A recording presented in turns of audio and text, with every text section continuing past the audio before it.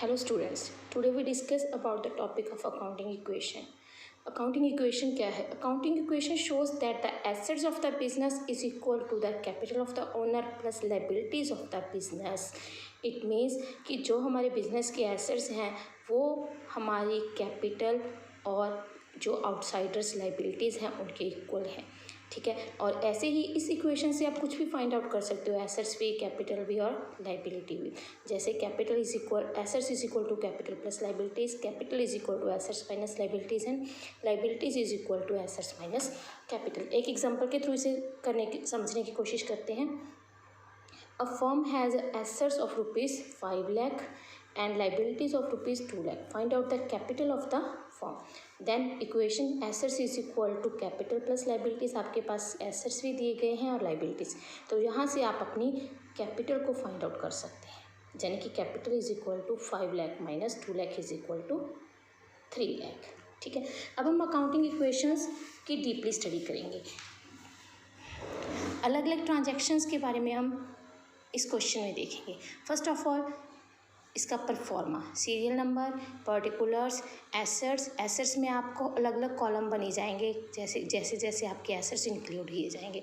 इसी तरह लाइबिलिटीज़ और कैपिटल हो जाएगी आपकी, और लाइबिलिटीज़ जैसे जैसे क्रिएट होंगी वैसे वैसे आपके बिजनेस की लाइबिलिटीज़ वो भी इंक्रीज हो जाएंगी।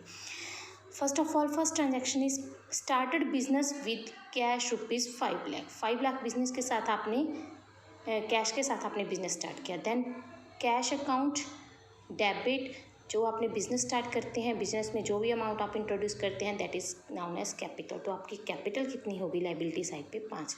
तो देखिए total 5 lakh is equal to 5 lakh, मतलब कि हर ट्रांजैक्शन के बाद क्या है आपके assets is equal to capital plus liabilities होंगे। तो उसके बाद सेकंड ट्रांजैक्शन है डिपॉजिट ₹50,000 इनटू बैंक।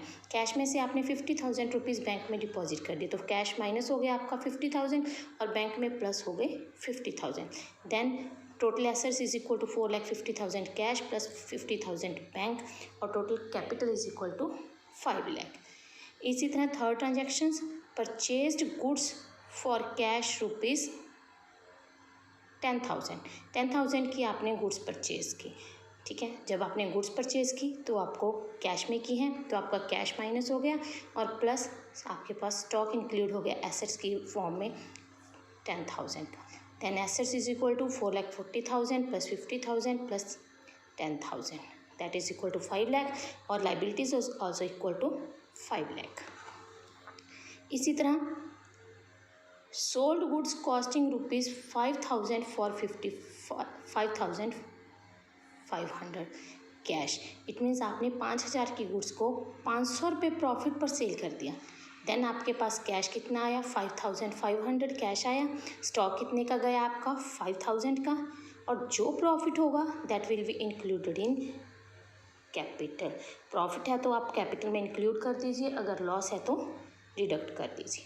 तो then total will be 4,45,500 plus 50,000 plus 5,000, तो आपका ये भी हो गया इक्वल टू 5,500 के। और last transaction is purchased goods for ₹2,500 from mister x. Mister x से आपने गुड्स खरीदी 2,500 की, इट मीन्स आपने क्रेडिट पर, उधार पर चीज़ें खरीदी हैं। देन आपका स्टॉक इंक्रीज़ हो गया 2,500 का, पहले वाले स्टॉक में इंक्लूड कर दीजिए, और इसके साथ ही आपके क्रेडिटर्स क्रिएट हो गए, अलग से क्रेडिटर्स की लाइबिलिटी क्रिएट हो जाएगी 2,500 की। Then also total is equal to both sides 4,45,500 50,000 7,500 is equal to 5,05,000 plus 2,500। It means कि हर ट्रांजेक्शन के बाद आपके एसेट्स आपकी लाइबिलिटीज़ के इक्वल होंगे। हर एक क्योंकि हमारे जो अकाउंटिंग सिस्टम है that is depend on the double entry system. It means her transaction का डबल इफेक्ट होगा। एक ट्रांजैक्शन से अगर एक जगह पर पॉजिटिव इफेक्ट होगा तो दूसरी जगह पर नेगेटिव इफेक्ट भी होगा। That is known as double entry system of accounting. तो आज के लिए बस इतना ही। Have a nice day.